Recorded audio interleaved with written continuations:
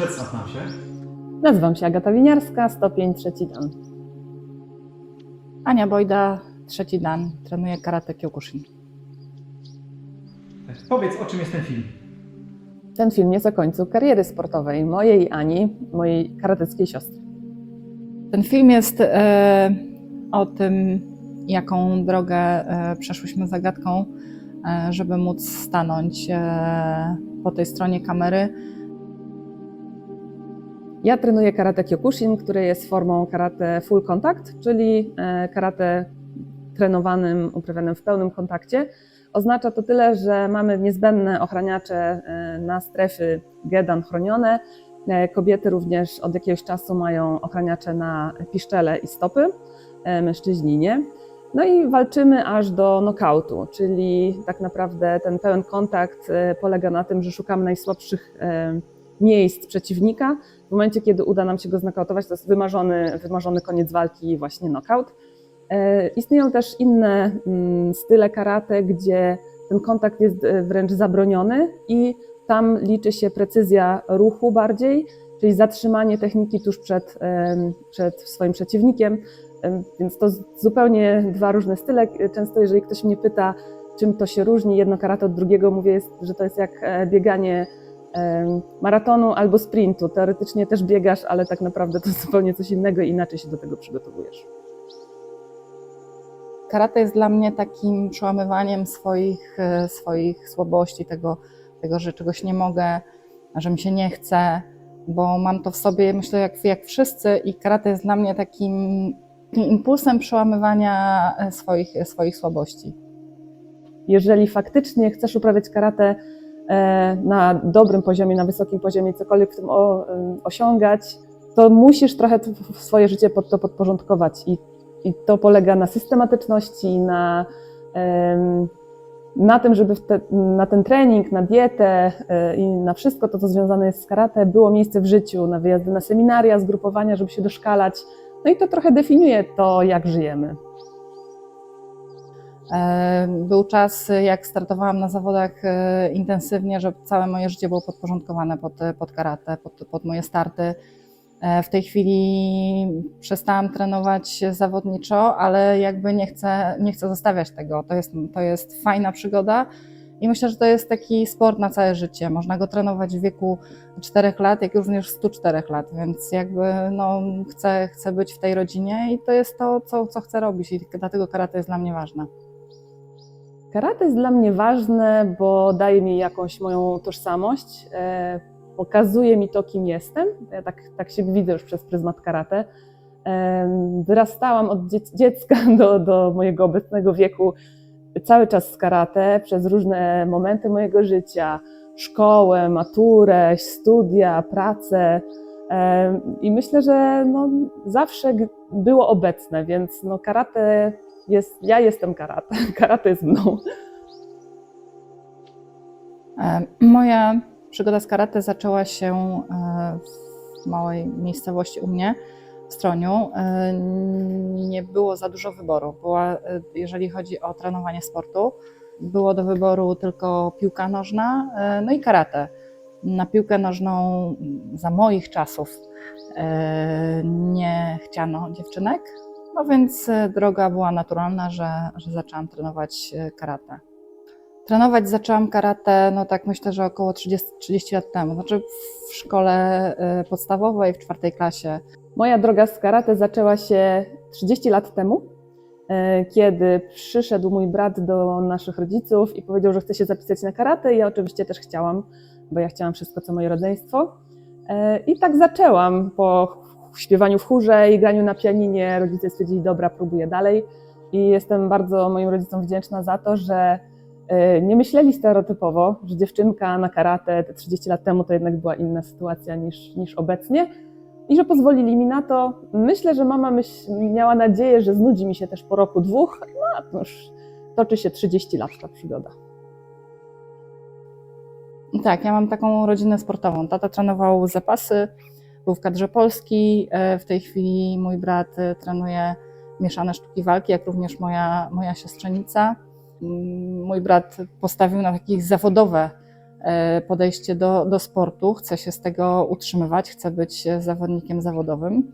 Moja siostrzenica jeszcze się bawi w te mieszane sztuki walki tak bardzo, bardzo amatorsko, natomiast idzie jej świetnie. No, ostatnio zdobyła Mistrzostwo Świata. Sport w naszej rodzinie zawsze był ważny. Rodzina mnie zawsze wspierała, wspiera mnie w tej chwili też. Moja mama jest moim największym kibicem. Ona jakby ma te wszystkie moje puchary, wszystkie medale są tam w domu u niej i one nie są schowane, one są naprawdę wyeksponowane. I takie wsparcie zawsze płynęło ze strony mojej rodziny. No myślę, że wszyscy się przyzwyczaili do tego, że trenuję. Czasami mnie nie było w domu, ponieważ trening karate, jak również zawody były dla mnie ważniejsze niż uroczystości rodzinne, no ale to chyba jest w każdym sporcie. To nie jest coś dziwnego, że my sportowcy zawalamy trochę to życie rodzinne w momencie, kiedy startujemy. Ta rodzina schodziła trochę na ten dalszy plan, ale myślę, że nikt nie miał nic przeciwko. W mojej rodzinie wszyscy poza mamą próbowali karate, zostałam tylko ja na ten moment. No ale było to takie angażujące mocno, bo i wyjazdy na zawody, i gdzieś tam kibicowanie, no było to obecne. Ja jako dziecko startowałam w kata, tak wiem, kata, później przez jakieś semikontakty aż do full kontakt. I mama prasowała kimona na treningi, tato woził na te treningi na początku, więc no było obecne. No i rodzina cały czas wspierała i rodzeństwo kibicowało zawsze jak startowałam na zawodach. Nawet moja mała siostrzenica gdzieś tam oglądała ciocię w telewizji, jak były różne transmisje. Ta rodzina też często cierpiała, bo jak miałam zgrupowania urodziny kogoś z rodziny, no to wiadomo, że no było to trudne, to taka sztuka wyborów kolejna i kompromisów, ale no też rozumieli to, wspierali i zawsze się cieszyli z moich zwycięstw, pocieszali mnie, gdy mi się nie udawało, więc ta rodzina jest cały czas obecna. A najdłużej ta droga karate trwała z moim tatą, który po tym jak woził mnie i mojego brata, później moją siostrę na treningi, sam zaczął karate w wieku 35 lat, złapał bakcyla po tym jak nas obserwował na sali, no i doszedł też do czarnego pasa, do stopnia pierwszy dan. Na swoim koncie ma też starty w zawodach, ze względu na to, że jest taka kategoria specjalna Masters dla osób, które zaczynają karate trochę później w swoim życiu, ale mają ochotę też wystartować w zawodach, sprawdzić się w turnieju. No i tato został kilkukrotnym mistrzem makroregionu dolnośląskiego. Swojego czasu też był bardzo mocnym moim krytykiem. Jak wracałam z zawodów, dużo mówił, co robiłam źle. Ja się mocno denerwowałam na niego, mówiłam, no to nie jest takie proste, jak mówisz. Co on puentował? No ja w swoim karate nie przegrałem żadnej walki zawodniczej. Także no nie miałam jak z tym dyskutować. Jesteśmy w klubie Karate Kyokushin imienia Masatatsu Oyamy we Wrocławiu. To jest klub, w którym ja trenuję na co dzień.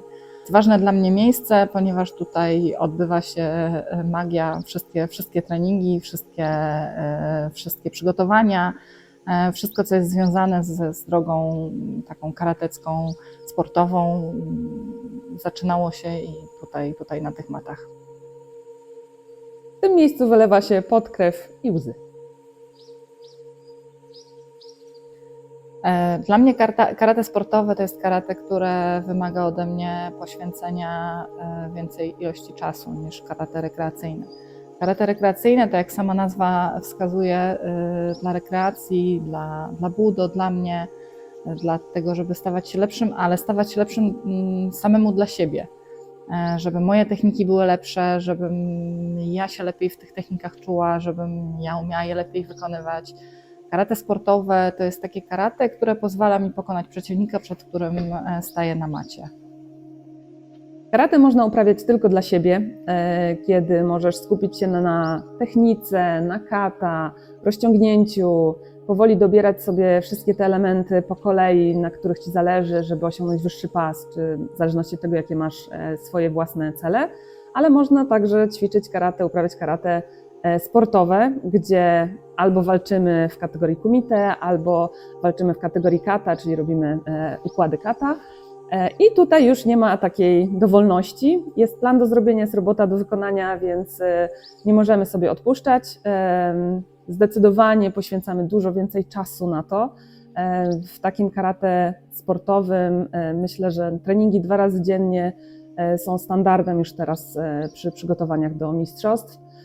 Tak poziom poszedł wysoko do góry, że tak 5 razy w tygodniu to jest niewystarczająca ilość czasu. A w karate rekreacyjnym, jeżeli mamy cel zdać na wyższy stopień, no to oczywiście jest ten i element kata, i element kumite, ale też dużo elementu technik, może trochę więcej zabawy, więcej takiego luzu. My jednak mamy jakiś termin, mamy konkretną datę zawodów, do których się przygotowujemy, mamy ułożone mikrocykle, makrocykle, no i lecimy z tematem.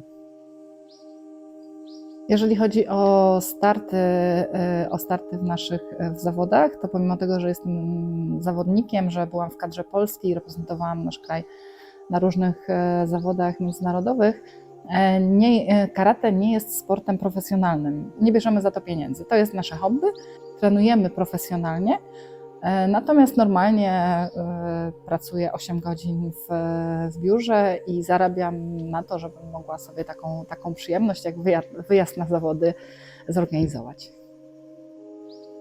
Nie utrzymuję się z karate, to jest moja pasja, mój styl życia. Pracuję na cały etat, jestem menedżerem w międzynarodowej korporacji, zajmuję się konsultingiem projektów IT. Ze względu na to, że nasza dyscyplina sportu to jest walka bez ochraniaczy, też na ręce, niedozwolone są ciosy rękami na strefę Jodan, czyli strefę górną powyżej szyi. Natomiast są jak najbardziej dozwolone kopnięcia na tę strefę. W tę stronę się dąży, żeby to kopnięcie na strefę Jodan wykonać, bo one bardzo często kończą się knockoutem. Możemy wygrać albo przez punkty, czyli są pół punktu Wazari, które zdobywamy, kiedy celnie trafimy przeciwnika na tyle, że on przez chwilę nie jest w stanie kontynuować walki, natomiast podejmuje ją do 3 sekund, albo przez Ippon, czyli to jest pełen punkt, tak zwany knockout, kiedy przeciwnik po naszej technice nie jest w stanie kontynuować walki. Są oczywiście też przewinienia, czyli jeżeli któraś z osób stosuje techniki niedozwolone, dostaje punkty karne, które też w finalnym rozrachunku mają znaczenie. Natomiast jeżeli jest to bezpunktowo, no to tutaj jest kwestia decyzji indywidualnej sędziów. Mamy 4 sędziów, którzy są narożni na macie i 1 sędzia główny matowy. Większość ich wskazania ogłasza zwycięzcę, czyli na przykład jeżeli są 3 głosy na jedną zawodniczkę, 2 na drugą, wygrywa ta, która ma większą ilość głosów. Moje karate sportowe zaczęło się we Wrocławiu. Ja przyszłam tutaj na studia i postanowiłam kontynuować drogę karate. Nie miałam zielonego pojęcia, co to jest za klub.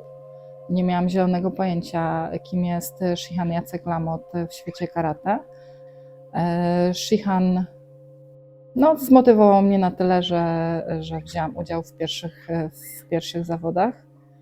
Nie pamiętam dokładnie, to były chyba jakieś zawody Challenger w Opolu.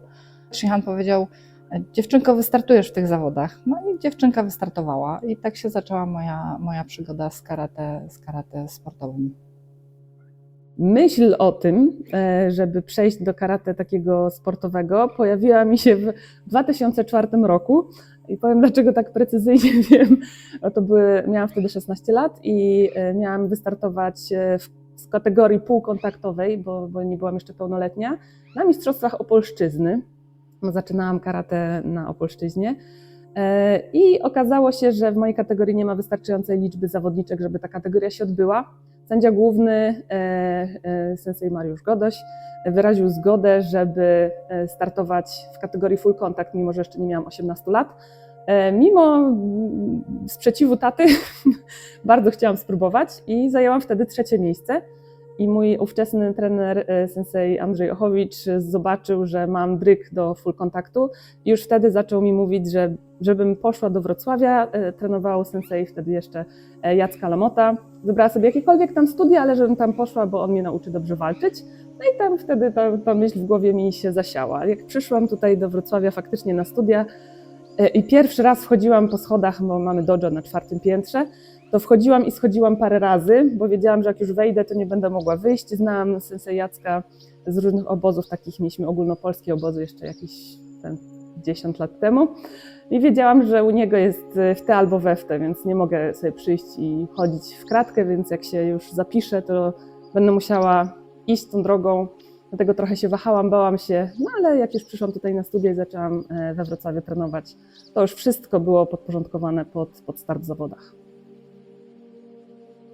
Trudno mi wymiennie stosować słowa trener i shihan.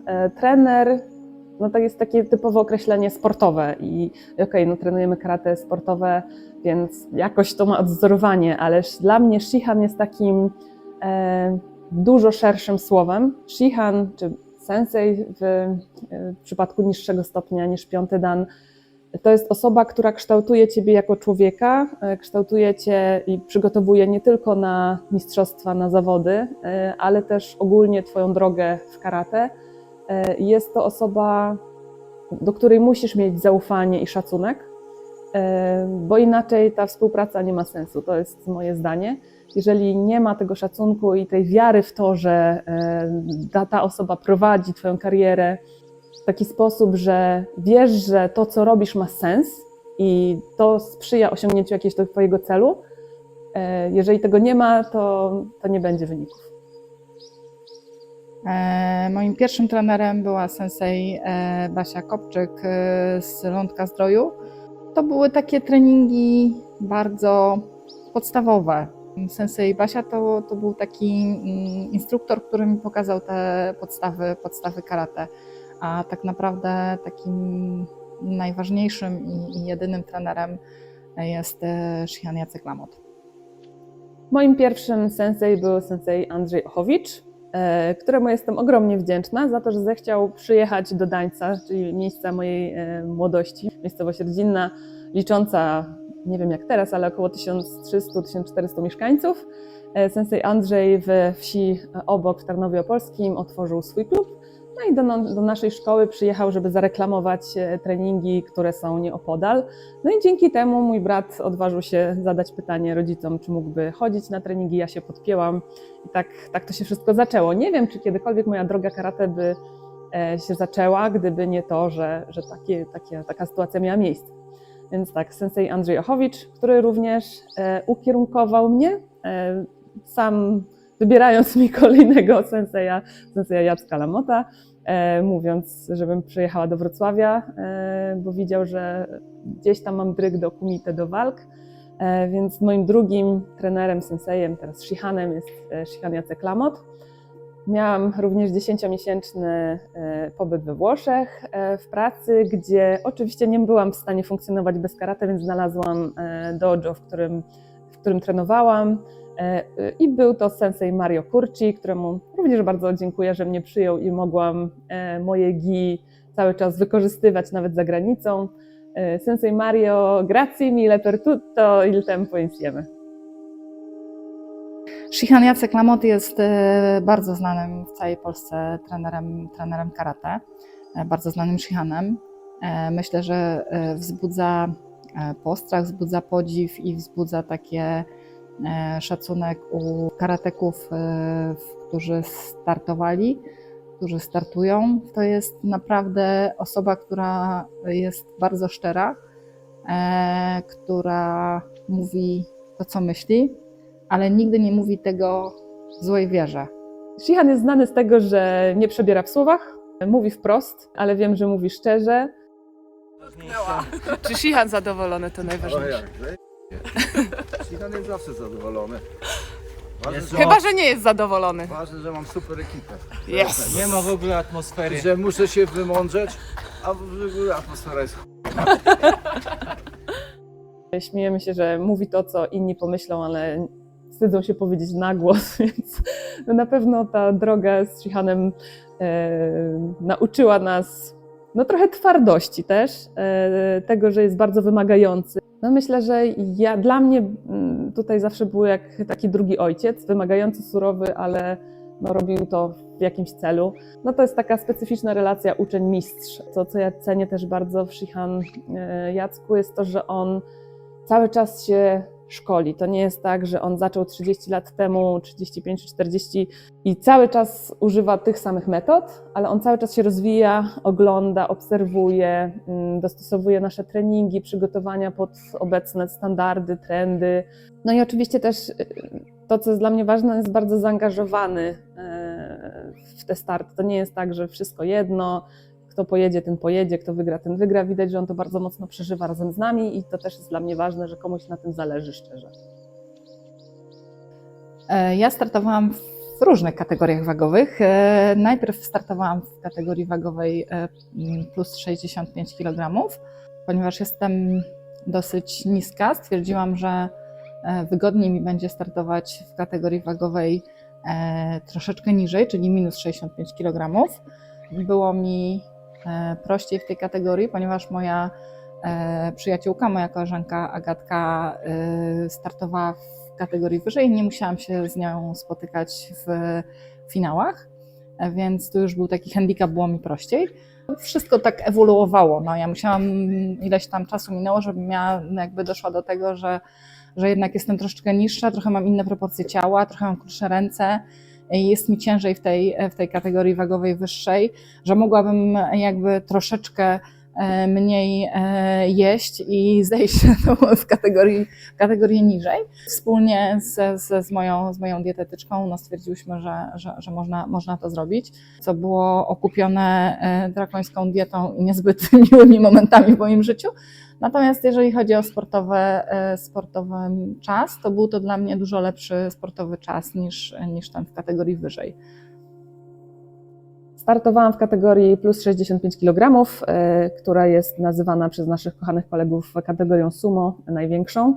No nie ma już wyższej kategorii najczęściej, bo to też zależy od federacji.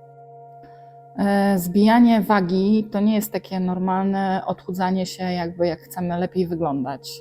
Ja po prostu mam dzień, w którym muszę ważyć 64 kg i 900 gram najwięcej i nie ma zmiłuj po prostu.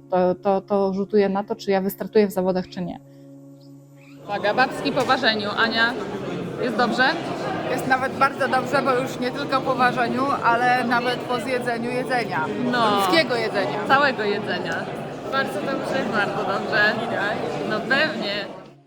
Ja musiałam przez ten czas przygotowawczy, oprócz ciężkich treningów, oprócz dbania o regenerację, dbać jeszcze o dietę. Nie ma co się oszukiwać.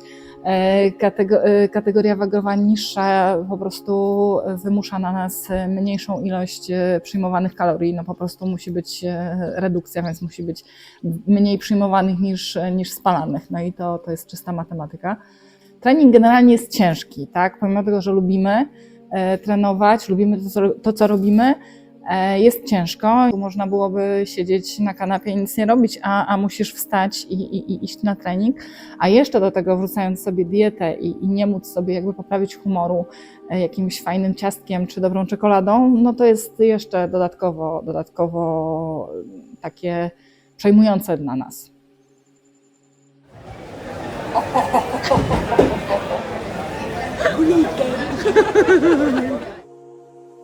Shihan zawsze planuje turnieje w takich makro-mikrocyklach, więc standardowo do naszych docelowych zawodów mamy 3 miesiące przygotowań, które są podzielone na mikrocykle siłowe, wytrzymałościowe, szybkościowe. Są to treningi oczywiście karate taktyczne, techniczne, wydolnościowe, ćwiczenia na siłowni, crossfit, treningi motoryczne. Oprócz tego sami dbamy o treningi takie wydolnościowe, biegowe, interwałowe. To już każdy sam w swoim wolnym czasie, że tak pięknie to ujmę, czyli w czasie, w którym sam sobie jest w stanie wpleść. Jeżeli chodzi o jednostki treningowe w tygodniu, myślę, że jest to między 9-12. Nie włączam oczywiście elementu, który uważam też za trening, czyli fizjoterapii, treningów jogi rozciągających, jakieś wejść do kriokomory, sauny. To są też dla mnie treningi przygotowawcze, ale to już jest takim elementem poza tym cyklem zaplanowanym przez Shihana. Turnieje, na których możemy brać udział w Polsce i na świecie, jest ich bardzo dużo. Od Mistrzostw Dolnego Śląska, od Pucharu Burmistrza wszelakich miejscowości, przez Mistrzostwa Polski, Mistrzostwa Europy, po Mistrzostwa Świata, po tą największą, najbardziej prestiżową imprezę, jaką są Mistrzostwa Świata Open. Dla nas, dla zawodników karate Kyokushin, to jest takie koronne zawody, taka nasza olimpiada. To są takie najbardziej prestiżowe zawody, gdzie każdy może się ze sobą zmierzyć. Wtedy bardzo ważna jest taktyka, strategia. Inaczej się walczy w swojej kategorii wagowej, inaczej się walczy z dużo lżejszymi zawodnikami. Choć nie ukrywam, ta kategoria plus 65 kg jest dosyć szeroką kategorią. Wszystkie pozostałe niżej mają około 5 kg różnicy. Natomiast plus 65 już też zdarzało mi się, że walczyłam z przeciwniczkami 20 kg cięższymi, więc też nie mogę powiedzieć, jest to dużo też urozmaicenia.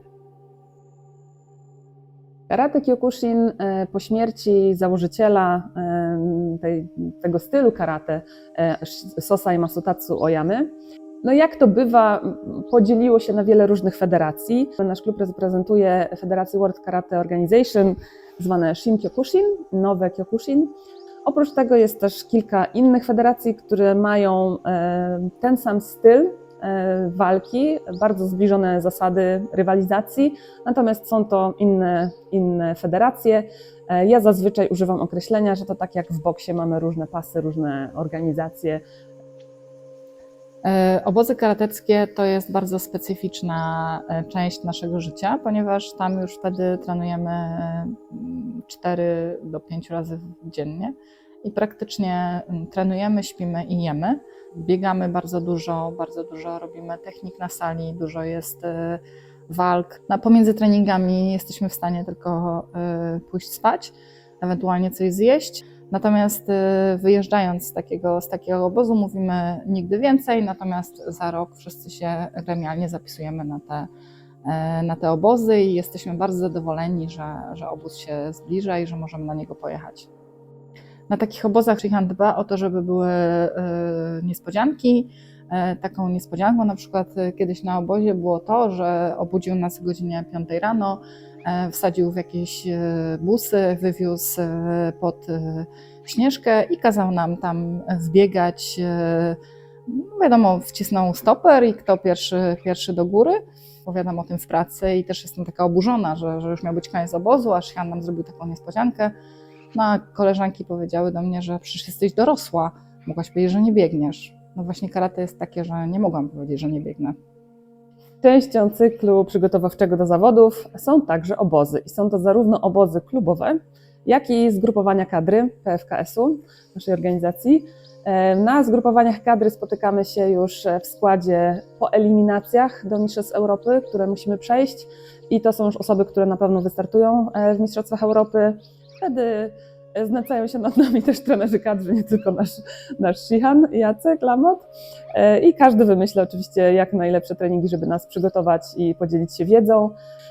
Więc bierzemy sobie tydzień, 2 urlopu wypoczynkowego i przeżywamy ten wspaniały obóz. Na trening w okularkach? No wiadomo, wakacje, urlop. To jest urlop mój, wypoczynkowy. Wypoczynkowe, jest 3. dzień. Jesteśmy Jest cudnie. wypoczynkowane, jesteśmy. Tak, Jest pięknie. jest cudownie.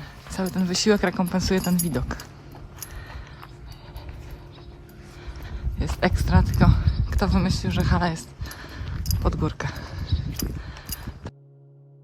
Na nasze obozy właściwie z samego początku wozimy naszą koleżankę, która jest dla nas bardzo ważna. Ona nam bardzo pomaga w przygotowaniach, w tym, żebyśmy dobrze się czuli na każdych treningach. Jest to suszarka, ponieważ te wszystkie rzeczy treningowe muszą gdzieś wyschnąć. I właśnie takim naszym odkryciem było to, że możemy taką suszarkę wsadzić do samochodu i przewieźć w dowolne miejsce w Polsce i po prostu z niej skorzystać. Kiedy startuje się wiele lat, zdarza się tak, że z tymi samymi zawodniczkami spotykamy się wielokrotnie i w poziomie Mistrzostw Polski, na poziomie Mistrzostw Europy, więc prowadzimy taką rywalizację ze sobą. W momencie, kiedy ja z kimś przegrałam, no to zależy mi na tym rewanżu i tutaj przegrałam, więc fajnie by było wygrać. No i też mi się to niejednokrotnie zdarzało. Mam niezakończone korzystnie bilanse z zawodniczkami, z którymi chciałam wygrać, ale nie do tej pory mi to nie wyszło, a są takie, w których zazwyczaj ja gdzieś tam dominowałam. Na pewno zawodniczką, z którą bardzo chciałam wygrać, a nie dałam rady, jest Węgierka Szepesi Czenge. Moja bardzo dobra koleżanka, bo to też jest tak, że my rywalizujemy na macie, a poza matą bardzo się lubimy, no bo jednak spotykamy się, mamy podobne wartości, więc bardzo często to jest tak, że się lubimy. Więc no niestety z Szepesi miałam 2 finały Mistrzostw Europy, oba przegrane. Raz byłam bardzo, myślę, że blisko gdzieś tam korzystnego wyniku, ale no zabrakło czegoś. Też mam jedną zawodniczkę, która jest moją ulubioną zawodniczką, jeżeli chodzi o styl, Litwinka Margarita Ciuplite, z którą miałam okazję tylko raz się spotkać na Mistrzostwach Europy Open w Polsce. No i sromotnie przegrałam tę walkę. Żałuję, że nie miałam możliwości już, gdzie osiągnęłam troszeczkę wyższy poziom, jeszcze raz się z nią spotkać. Najczęściej jak byłam w kategorii plus 65 kg, walczyłam swoją pierwszą walkę z Szepesi Czenge.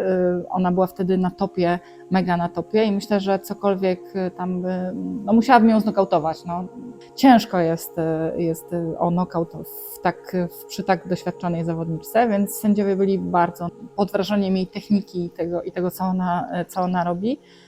I przeważnie te walki z nią przegrywałam.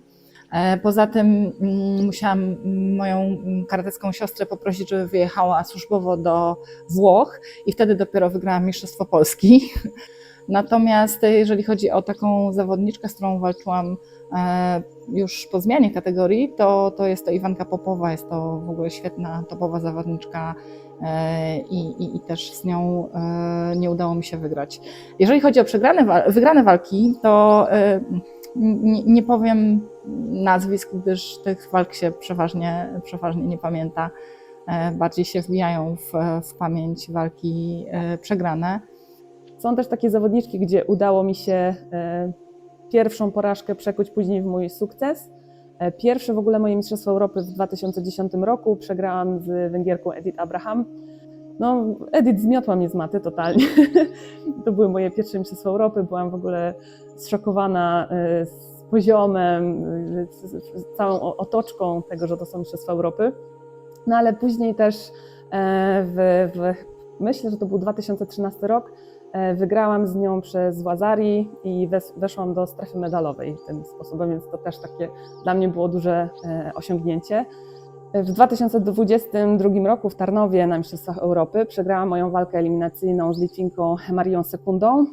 Też bardzo to przeżyłam, bo naszemu teamowi super poszło, a ja się czułam taka, no, nie dałam rady i przegrałam. Natomiast też już odkułam sobie swoje zwycięstwo na swoją stronę w zeszłym roku na Mistrzostwach Europy w Walencji, wygrywając z nią wejście do strefy medalowej.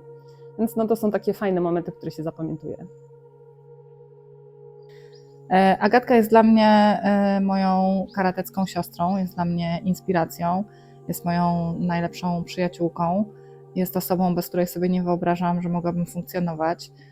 Jak wyjechała na 10 miesięcy do Włoch, to byłam bardzo, bardzo samotna i modliłam się, żeby jej się tam nie spodobało, bo było takie zagrożenie, że zostanie we Włoszech. Natomiast no, jest to osoba, bez której sobie nie wyobrażam mojego życia ani karateckiego, ani takiego normalnego, zwykłego. Po prostu jak mam jakiś problem, to dzwonię do Agaty.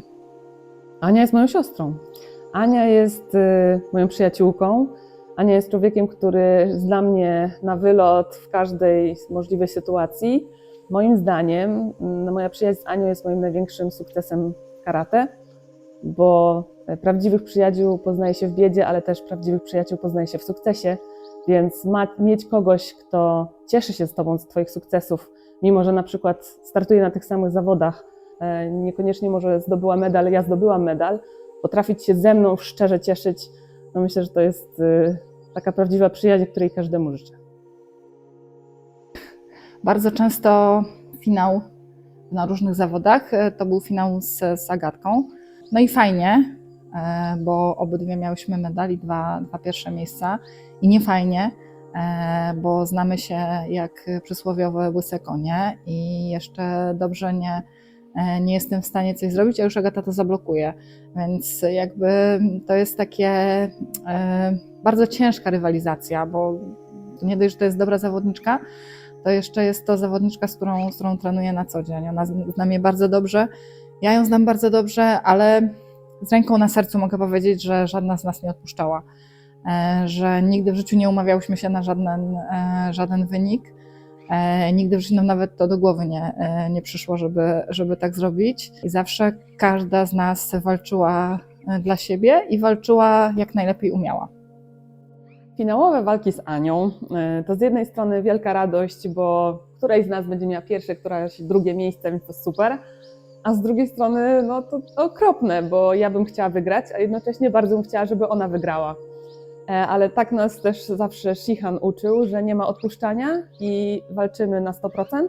I dla mnie to też było okazywanie szacunku do niej, że walczę jak najlepiej potrafię, nie odpuszczam i tak samo wiem, że ona tak to traktuje, dając z siebie maksa na macie, więc po prostu rywalizujemy i niech wygra lepsza w danym momencie. Karate, czy to jest sport indywidualny? Nie, to jest start indywidualny. Sport jest zespołowy. Ja muszę mieć team, żeby się dobrze przygotować do zawodów. Muszę mieć bardzo dobrych sparring partnerów. To, że mamy taki dobry team, dobrych ludzi, którzy startują również na zawodach, którzy są w czołówce polskich zawodników, którzy są również w czołówce światowych zawodników, przygotowuję się z mistrzynią świata i skoro radzę sobie na treningu z mistrzynią świata, to praktycznie żadna walka na mistrzostwach Europy, ani na eliminacjach do tych mistrzostw Europy nie będzie mi straszna. I myślę, że wspólne przygotowywanie się jest fajnym czasem, bo wszyscy przeżywamy to samo. Ciężkie treningi się nawarstwiają dla nas wszystkich tak samo, bo one są dla nas wszystkich tym samym cyklem przygotowawczym. W tym samym momencie wszyscy mamy dość, więc koleżanka z szatni czy kolega z treningu wie, że jesteś bardzo zmęczony, bo on również jest bardzo zmęczony. Dlatego możemy się wspierać, dlatego możemy sobie dawać dobre rady, dlatego możemy się wspólnie motywować. Nie da się przygotować samemu. To są jakieś wybitne naprawdę jednostki znane na świecie, które gdzieś tam się same próbowały przygotowywać, nie wiem, w górach czy tam w lesie, ale no nie da się. Szatnia mówi bardzo dużo. To też się zawsze mówi w sporcie. Jeżeli w szatni jest kiepsko, to nie ma później wyników. Jeżeli szatnia jest mocna, tam jest wsparcie, tam można się otworzyć, tam są przyjaźnie, to później też są wyniki, bo to wszystko się nakręca.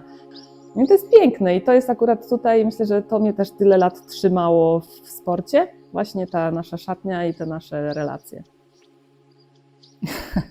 Babski Lamotte Team to jest, myślę, taka inicjatywa, która powstała w związku z tym, że, no sorry panowie, dziewczyny mają większe osiągnięcia w klubie u Shihana Lamotta i jesteśmy takim lepszym kolektywem. Babski Lamotte Team już nawet nie wiem, kiedy powstał. Jakiś miałyśmy pomysł pewnie na jakimś obozie, że sobie też zrobimy specjalne koszulki. I bardzo oburzyłyśmy męską część naszego teamu, że jesteśmy takie złączone razem. No ale jest to piękne, bo są w naszym teamie osoby, które mają jakąś tam przerwę ze względu na rodzicielstwo, na macierzyństwo, a cały czas się razem trzymamy. No i to jest taki siła kobieca, specyficzne tematy, rozmowy. Właśnie myślę, że to jest takie potwierdzenie tej działającej szatni. Tak, życzę każdemu takiego teamu.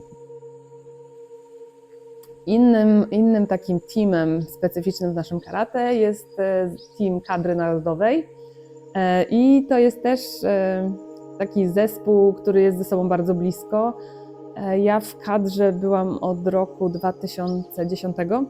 Do kadry dostaje się przez kwalifikacje na Mistrzostwa Europy, czyli każdego roku wyłaniana jest kadra na Mistrzostwa Europy bądź Mistrzostwa Świata i trzeba wziąć udział w eliminacjach i te eliminacje pozytywnie przejść, żeby dostać powołanie do kadry.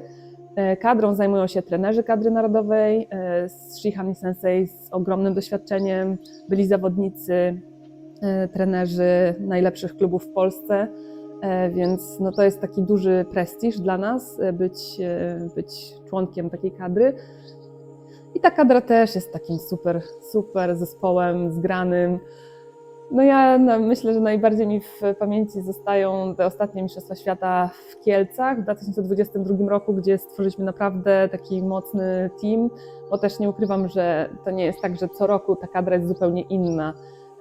Dużo osób, które są na jakimś top poziomie, systematycznie do tej kadry dostają powołanie i przez długie lata są członkami. Do kadry narodowej dostałam swoje pierwsze powołanie chyba w 2012 roku. To jest dla mnie ważna sprawa, ponieważ myślę, że dla każdego zawodnika start z orzełkiem na piersi jest czymś naprawdę bardzo ważnym. Jeżeli chodzi o ludzi, którzy są w kadrze narodowej, no to są ludzie z całej Polski. To jest taki specyficzny team, który pomimo tego, że się spotykamy 2-3 razy do roku maksymalnie, to tak jakbyśmy się widzieli 2 dni temu, rozmawiamy ze sobą i czujemy się w swoim towarzystwie bardzo dobrze i jedna osoba wspiera drugą. Kadra polskich dziewczyn przed Mistrzostwami Świata.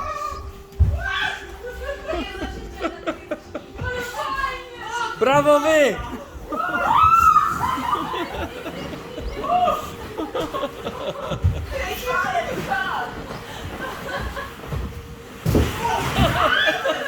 Dobra, czekajcie, wam teraz zrobię tu filmik.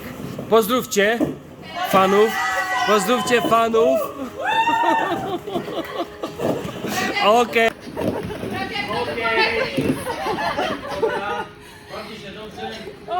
Oski Honkata!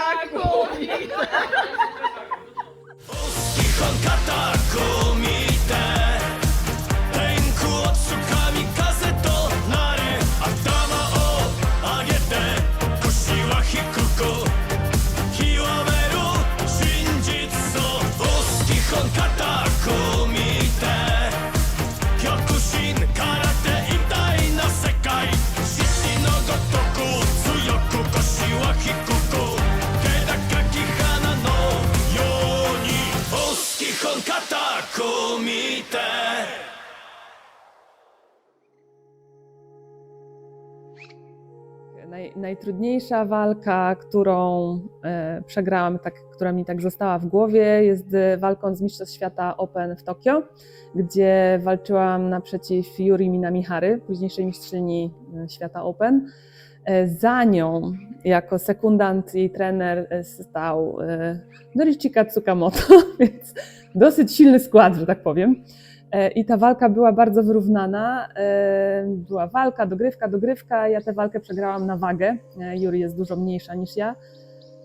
Gdzie, no kurczę, czułam, że jestem blisko, natomiast no, ona doprowadziła do tego, że były te wskazania na dogrywkę i gdzie wiadomym było, że przegram na wagę. W Tokio mi nie poszło, nie dałam rady dotrzeć do strefy medalowej, więc myślę, że te wszystkie walki były trudne dla mnie przeciwko Japończykom.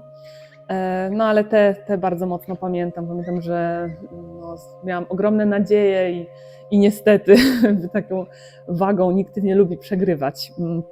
Inną bardzo trudną walką, którą tym razem wygrałam, była walka z Julie Lamar. To był finał Mistrzostw Świata Federacji KWU w Rosji w Jekaterynburgu. I tu też była bardzo trudna taktycznie walka. Julie w bardzo specyficzny sposób trzyma dystans techniką Maigeri. Ja próbowałam wielokrotnie się przebić. Nie wiedziałam, jak to będzie odczytywane przez sędziów, bo ona faktycznie mocno mnie stopowała. Ja raz po razie próbowałam się przebijać, czasem się udawało. No, na szczęście ta walka skończyła się mistrzostwem świata dla mnie, więc też była bardzo trudna, ale no, zakończona już w inny sposób niż poprzednia, o której wspominałam. Ja tak nie umiem rozpamiętywać. Ja mam taki charakter, że po prostu coś mi tam idzie, nie idzie, ja to pamiętam w danym momencie, a za 3 dni to zapominam. Powiem o walce, która mi się najbardziej wbiła w pamięć. Może ona nie była najtrudniejsza, natomiast była przełomowa dla mnie, myślę. To była walka na Diamond Cup, gdzie weszłam do finału. To była walka ze Szwajcarką. To były pierwsze międzynarodowe zawody, gdzie zdobyłam medal i uwierzyłam w to, że mogę walczyć z tymi zawodniczkami na poziomie europejskim jak równy z równym. I to była dla mnie ważna walka. Moim największym osiągnięciem jest to, że przez kilkanaście lat startowałam na poziomie mistrzostw Europy i nawet czasem świata i przez te kilkanaście lat kontynuowałam moją karierę mimo jakichś tam drobnych kontuzji, mimo różnych etapów życia, bo ja byłam na studiach, potem poszłam do pracy jednej, drugiej, relacyjnie też różnie się zmieniało, a mimo wszystko dałam radę priorytetyzować treningi, dać radę się przygotowywać na dobrym poziomie do startów. Zdobyłam 10 razy Mistrzostwo Polski, więc myślę, że to jest mój największy sukces, że dałam radę to zrobić. No i oprócz tego tak z konkretnych wyników, to myślę, że rok 2010, kiedy zdobyłam pierwszy raz Mistrzostwo Polski, to był mój pierwszy start w kategorii plus 65 kg, bo w poprzednim roku startowałam w niższej kategorii, ale już czułam, że nabieram masy mięśniowej i muszę przejść w stronę wyższej. Więc też to mi dało takiego powera, wow, mam Mistrzostwo Polski i idziemy dalej. No i też takim moim największym sukcesem sportowym wyników jest rok 2017, gdzie zdobyłam Mistrzostwo Polski wagowe, Mistrzostwo Polski Open, Mistrzostwo Świata Federacji IFK i Mistrzostwo Świata Federacji KWU, więc po tym wszystkim jeszcze na takim portalu Kyokushin Results zostałam najlepszą zawodniczką w Kyokushin wszystkich federacji mojej kategorii plus 65 kg i w ogóle najlepszą zawodniczką tego roku, więc to było takie w ogóle nierealne, ale tak, myślę, że to taki był no coś niesamowitego dla mnie. Ponieważ byłam zawodnikiem i trenowałam karate dla sportu, największym moim osiągnięciem jest 2. miejsce na Mistrzostwach Europy w Tarnowie. To był mój pierwszy medal na Mistrzostwach Europy, to było 2. miejsce. Bardzo żałuję, że nie byłam w stanie wygrać tego finału. Myślałam, że będzie trochę lepiej wychodząc do tego finału, natomiast no nie zawsze się układa tak jak chcemy. To jest walka. Po drugiej stronie stoi przeciwnik, który również chce wygrać. To miały być moje ostatnie zawody, więc tak mówię, kurczę, wszystko się fajnie ułożyło. Natomiast później, jak ten kurz opadł, emocje opadły, to mówię, kurczę, no skoro tak poszło dobrze, to może spróbujemy za rok, bo szkoda kończyć. No i tak to się jeszcze 2 lata przedłużyło. Karate na przestrzeni lat zmieniło się bardzo, z tego co ja obserwuję w mojej karierze. Od takiego bardzo statycznego, gdzie bardziej liczyła się siła pojedynczego ciosu, do bardzo dynamicznego, gdzie liczba ciosów ma duże znaczenie. Oczywiście również ich siła, im większa, tym lepiej, ale jednak liczba wykonywanych technik obecnie jest dużo większa. I to też wpływa oczywiście na to, jak się przygotowujemy pod dane zawody, co jest oczekiwane do wygranej walki.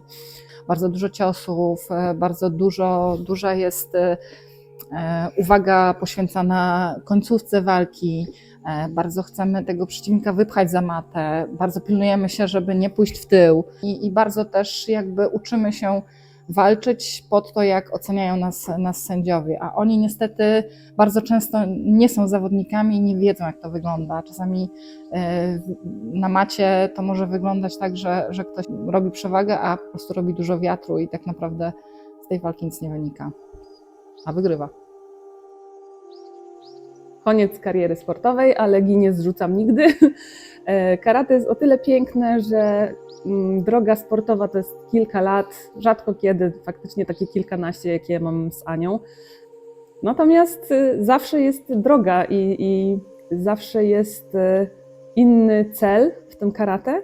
W dalszym ciągu możemy zdobywać wyższe pasy, w dalszym ciągu możemy się doskonalić w tej sztuce walki, bo nie chodzi tylko o sport, ale żeby się doskonalić cały czas w swoich technikach. Nie zamierzam kończyć, mówić do widzenia i już siedzieć tylko na kanapie, też nie jestem takim człowiekiem. Teraz może bardziej skupię się na zmianach moich życiowych, na mojej córeczce, która niedługo się pojawi na świecie. Jak tylko mi pozwoli, założę na nowo gi, pojadę na jakiś obóz, wrócę do dojo. No to nie da się tak łatwo tego zakończyć i myślę, że może nie tyle nie da się, co nie chcę. To jest jednak całe moje życie, nie tylko jako sport. Nie zrzucam gi. To jest koniec kariery sportowej. Gi myślę, że będę nosić jeszcze przez długi czas. Myślę, że będę przychodzić do tego klubu tak jak przychodziłam, może nie aż tak regularnie, ale na pewno. Myślę, że będę pomagać moim koleżankom przygotowywać się do zawodów. I jeszcze tak bardzo nie zapomniałam, jak to jest być zawodnikiem, więc myślę, że będę przydatnym sparring partnerem. No, oprócz tego mogę wyjeżdżać na te zawody, będąc już z drugiej strony maty, pomagać im się przygotowywać, rozgrzewać i jakby pomagać, żeby troszeczkę byli pewniejsi siebie, wychodząc na matę i żeby wygrywali. Jeżeli chodzi o decyzję o końcu kariery, to myślałam, że ostatnie zawody to będzie Tarnów. To było w 2022 roku. Wtedy poszło mi całkiem nieźle, byłam druga na tych mistrzostwach Europy i myślałam, że to będą ostatnie zawody, ale jakoś tak się to przeciągnęło. Jeszcze jedne były zawody w Göteborgu i później byliśmy jeszcze w Walencji. Tak jakoś ciężko jest odłożyć te rękawice i powiedzieć, że nie będę startować. To jest taki duży kawałek mojego życia i ciężko się rozstać z fajnymi rzeczami, ale jednak rozsądek i to, że trzeba naprawdę poświęcać bardzo dużo czasu na to, żeby być na topie, no już troszeczkę takie chęci są mniejsze, a zresztą niech się już młodzi wykazują, dajmy im możliwość wygrywania.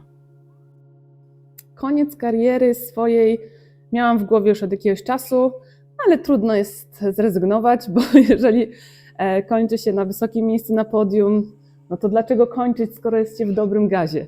A jeżeli coś nie wychodzi, no to dlaczego kończyć teraz, jak mogę jeszcze nad czymś popracować, coś sobie poprawić? Pierwsze takie myśli, że to już będzie koniec, to były dla mnie Mistrzostwa Świata w Kielcach w 2022 roku. No ale tam właśnie mi nie poszło i tam czułam taki duży niedosyt. Wtedy przegrałam wejście do strefy medalowej z Bułgarką Iwanką Popową. To była moim zdaniem dobra walka, Iwanka była lepsza, więc miałam taki niedosyt, taką złość na siebie, że tyle przygotowań, bo faktycznie do tych mistrzostw to było ogrom przygotowań i wszelkich wyrzeczeń. No i miałam niedosyt, miałam w głowie myśl, że to miał być koniec. Wyjechałam w kilkumiesięczną delegację do Włoch, przeprowadziłam się razem z mężem i no tak cały czas myślałam, co by tu, czy coś jeszcze, ale już mówiłam, że to koniec, więc takie bicie się z myślami. A następnie w 2024 roku niespodziewanie zmarł mój tata.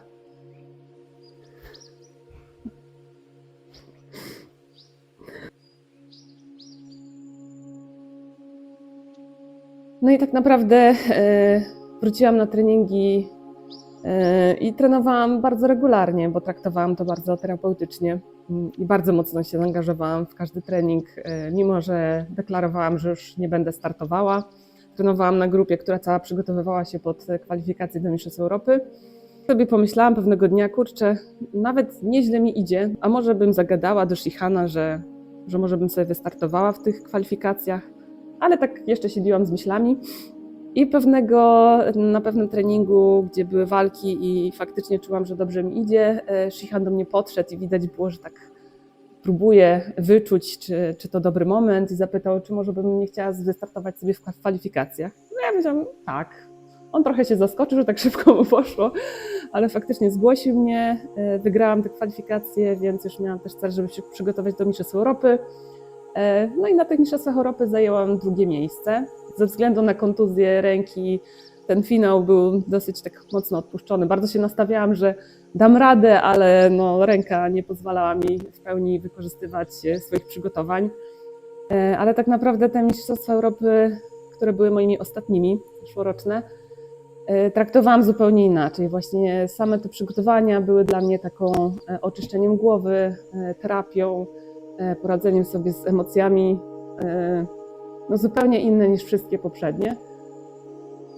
Ale wiedziałam, że to będą już ostatnie, jakkolwiek by mi nie poszło. Ja kończę karierę sportową. Chciałabym, żeby zawodnicy i zawodniczki wiedzieli, że ciężki trening popłaca, że może dzisiaj nie będzie wyniku, może nie będzie wyniku za 2 dni, ale jak ten trening się nawarstwi, to te wygrane, te dobre walki, te zwycięstwa przyjdą. Tylko trzeba odpowiednią ilość czasu poświęcić na to, żeby trenować. Nadchodzącym zawodnikom i zawodniczkom chciałabym przekazać to, że to, co macie w głowie, to jest duże wyolbrzymienie. Nasze lęki są zazwyczaj większe niż nam się wydaje. Bardzo duża część osób, która startuje na takim poziomie, ma w sobie pokłady perfekcjonizmu, który wstrzymuje nasze możliwości, więc po prostu wierzcie w siebie, że dacie radę. Poziom Mistrzostw Europy, Mistrzostw Świata jest osiągalny dla każdego. Kwestia pracy włożonej, bo talent to jest drobny element, a później liczy się ciężka praca, więc dacie radę. Trzymam kciuki. Chcę usłyszeć Mazurek Dąbrowskiego na Mistrzostwach Świata w Tokio i będę jeździła, kibicowała wszystkim. Wierzcie w siebie i naprawdę nie dajcie się swoim obawom.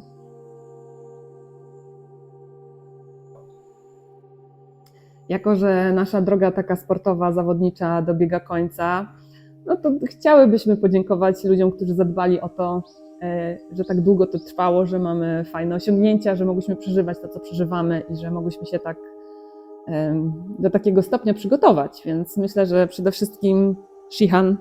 Tak, przede wszystkim chciałybyśmy podziękować Shihanowi Jackowi Elemotowi, bo to jest osoba, bez której myślę, że nasze sukcesy sportowe nie byłyby możliwe. Także Zdecydowanie. myślę, że wielkie dziękuję w jego stronę. Chciałbyśmy podziękować również naszemu teamowi. Tak, całemu teamowi, już nie tylko Babski Lamot Team, ale całemu teamowi, który przez te lata nas przygotowywał i razem mogliśmy przeżywać i zawody, i obozy, i wszystkie treningi. No nie da rady się przygotować na taki poziom bez Was, także dzięki ogromne. Posiadanie takiej dużej drużyny, takich ludzi, którzy mają te same cele co Ty, to jest ogromne szczęście i myślę, że jesteśmy jednym z nielicznych klubów w Polsce, które posiadają tyle zawodników na poziomie światowym, europejskim, którzy pozwalają się swoim kolegom przygotować tak dobrze do zawodów. Także dzięki wielkie. Dzięki, że mogliśmy się uczyć od Was.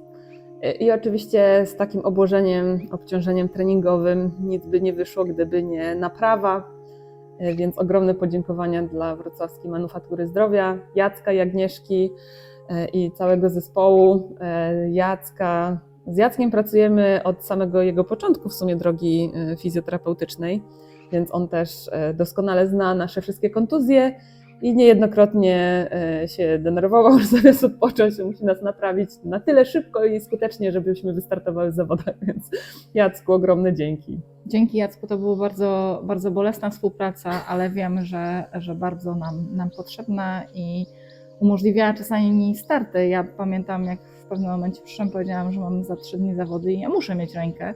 No i Jacek stanął na głowie i ja miałam tą prawą rękę i ja tę eliminację wygrałam.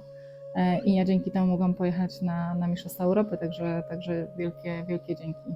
Tak, a ja po zerwanym więzadle po 3 miesiącach startowałam na Mistrzostwach Świata, więc też no, nie dałoby rady bez Ciebie. Ogromne podziękowania również dla naszej rodziny, w sumie siostry. Tak, naszych rodzin, naszych mężów, ponieważ to oni znoszą te nasze humory. Agatka może trochę lepiej ma Agatki mąż, bo przynajmniej się mogłaś najeść. Natomiast głodna kobieta jakby bez możliwości rzucenia w nią czekoladą jest ciężkim orzechem do zgryzienia, także ja wiem, że nie było łatwo, ale mój mąż dawał radę, także Tak. bardzo Ci dziękuję. Jesteście wspaniali i cała rodzina, zakibicowanie, trzymanie kciuków i wyrozumiałość też jak najbardziej. Ja chciałabym też bardzo podziękować doktorowi Janowi Supińskiemu, który w ogóle pokazał mi siłę psychologii sportu i nauczył różnych rzeczy, które mogłam później wykorzystywać w każdym starcie. Teraz psychologia sportu jest coraz bardziej popularna, wcześniej to była dla mnie taka nowość, więc bardzo ważny dla mnie element życia. Tak, głowa jest ważna, jest praktycznie czymś, co pozwala przy takim samym poziomie wytrenowania pozwala przerzucić trochę tą szalę na naszą korzyść, więc ta psychologia sportu jest bardzo ważna. Doktor nas zaraził tą psychologią sportu, trochę się w nią wgłębiamy, Agatka trochę bardziej. Kręciłyśmy. Tak. Dziękujemy też wszystkim trenerom kadry, z którymi mogliśmy pracować na przestrzeni tych lat i oczywiście samej kadrze. Dzięki za wspólny czas i wspólne emocje. Tak, dzięki Wam dziewczyny i chłopaki. Dziękujemy za to, że zawsze nas motywowaliście do tego, żeby być jeszcze lepszym. Trenerom kadry oczywiście również, każdy miał inny pomysł na naszą walkę, co było bardzo rozwijające. Było 5 trenerów i 5 różnych sposobów, ale generalnie szło to w bardzo dobrym kierunku, także dziękujemy bardzo. To był bardzo fajny czas. Mam nadzieję, że będziemy przyjeżdżać na tę kadrę trochę już tak jako Ciało doradcze. ciało doradcze, dokładnie, jako sparring partnerki, jako osoby, które będą mogły trochę się powymądrzać nad tą techniką i walką tych młodszych zawodników i zawodniczek, nie? Tak. Będzie dobre. No i oczywiście wszyscy przyjaciele i znajomi z pracy, którzy też wspierali, kibicowali, wszystkie torty po zawodach, kwiaty, SMS-y, wiadomości, że oglądaliście, że trzymacie kciuki.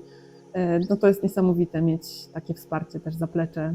Tak, to jest niesamowite. Niesamowite jest to, że przebijamy się z tym, co robimy do ludzi, którzy praktycznie ze sportem nie mają nic wspólnego, a są po prostu tylko naszymi znajomymi i przeżywają to praktycznie tak samo jak my, także bardzo dziękuję.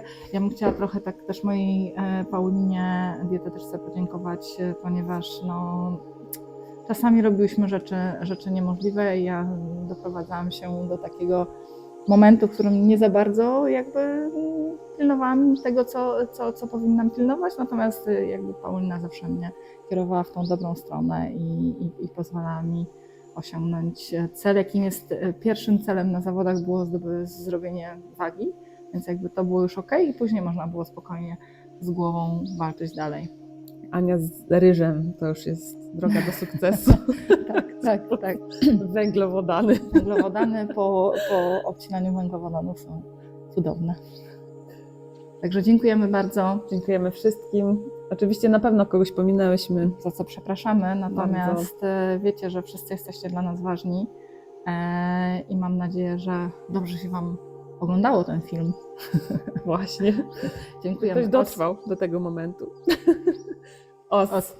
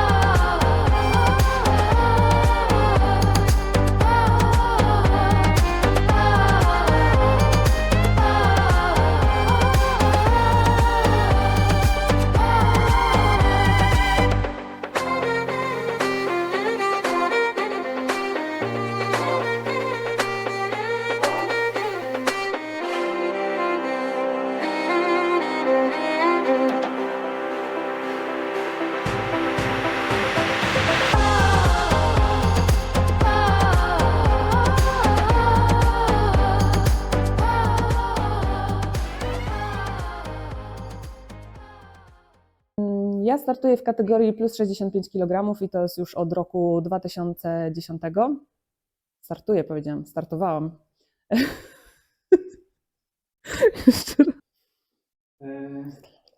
Może ktoś powiedzieć coś o diecie? Powycinaj to, zrób coś z tym. Jak chcesz, to może to powtórzyć. Nie, bardzo dobrze. I kategorie są...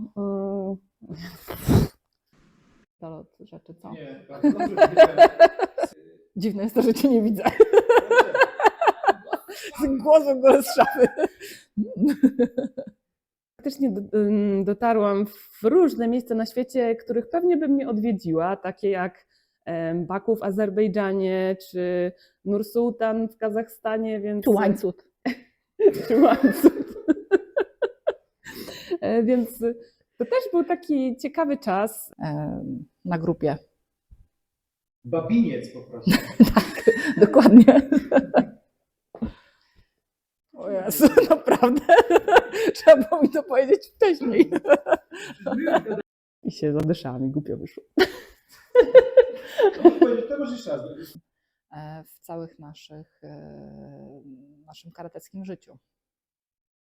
No, której niestety nie miałam okazji startować, ale moja koleżanka Agatka startowała. I też jestem bardzo szczęśliwa. Natomiast pracuję zawodowo na cały etat. Jako? Pracuję jako? Jako korposzczurek. Jak zmienić? Naprawdę chcesz mnie o to zapytać? Dobra. Ja naprawdę myślałam, że to będzie pokaz slajdów. Wiesz co, ja też tak Serio. szczerze,